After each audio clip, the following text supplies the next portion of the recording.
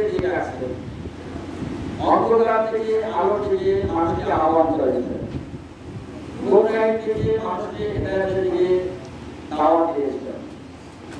সর্বশেষ নবী সর্বশ্রেষ্ঠ নবী নবী মুহাম্মদ রাসূলুল্লাহ সাল্লাল্লাহু আলাইহি ওয়াসাল্লামকে পাঠিয়েছেন সর্বশেষ মানুষের হেদায়েতের জন্য।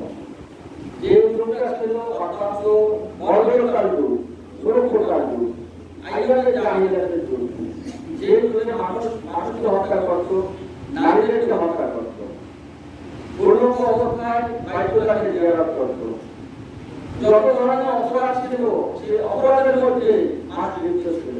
সেই যুগের মধ্যে নবী মুহাম্মদ রাসূলুল্লাহ সাল্লাল্লাহু আলাইহি ওয়াসাল্লামকে প্রেরণ করেছেন মানুষের কল্যাণের জন্য, মানুষের হেদায়েতের জন্য। নবী পাক সাল্লাল্লাহু আলাইহি ওয়াসাল্লাম মানুষকে দাওয়াত দিয়েছেন, সেই অন্ধকার থেকে দাওয়াত দিয়ে মানুষকে আলোর দিকে নিয়ে আসছেন।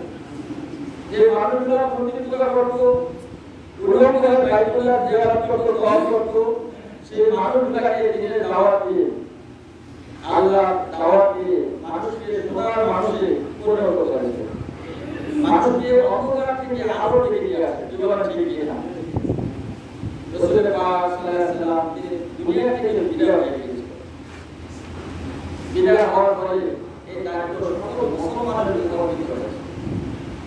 সকল মানুষকে হেদায়েতের দিকে ডাকে, আল্লাহর দিকে ডাকে। মুসলমানদের মধ্যে প্রতি দায়িত্ব করতে অভিষ্ট ওলামায়ে কেরাম। ওলামায়ে কেরামের এই দায়িত্ব বেশি অর্পিত হয়েছে, যেহেতু ওয়ারাসাতুল আম্বিয়ার ওলামায়ে কেরাম এই দায়িত্ব পালন করে। যেহেতু ওলামায়ে কেরাম দায়িত্ব পালন না করে, মানুষকে দিনের দিকে আহ্বান না করে, ওকাইদ থেকে এটা না আনে, তো মানুষ এরকম গোমরা হয়ে যাবে, অভ্যস্ত হয়ে যাবে, সমাজপথ হয়ে যাবে। এই জন্য ওলামায়ে কেরামকে জবাবদিহি করতে হবে। দেখেন আজকের সমাজ ওলামায়ে কেরাম মসজিদে মৌলবি করতেছে, সমাজ এতটাই খারাপ হয়ে গেছে, মুক্তাদির কথায় ইমাম চলবে, উচিত ছিল ইমাম সাহেবের কথায় সমাজ চলবে, ইমাম সাহেবের কথায় মুক্তাদিরা চলবে। আমাদের ওলামায়ে কেরাম আমাদের দায়িত্ব পালন না করার কারণে আজকে ওলামায়ে কেরাম অবহেলিত হয়ে যাচ্ছে। তাদেরকে যে সম্মানটুকু পাওয়ার কথা ছিল সেই সম্মান তারা পায় না।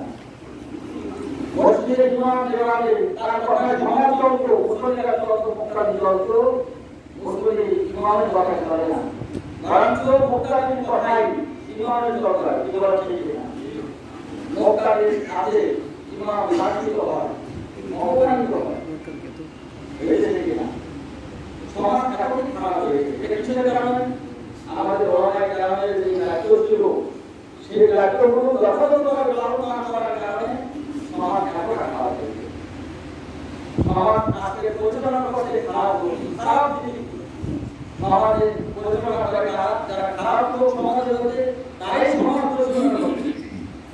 ওলামায়ে কেরাম পরিচালনা করতে পারছে না। আজকে এমন পর্যায়ে চলে গিয়েছে বলে যে কোরআনের আইনে সমাজ চলতে পারবে না, বর্তমান সমাজ কোরআনের কথায় চলে।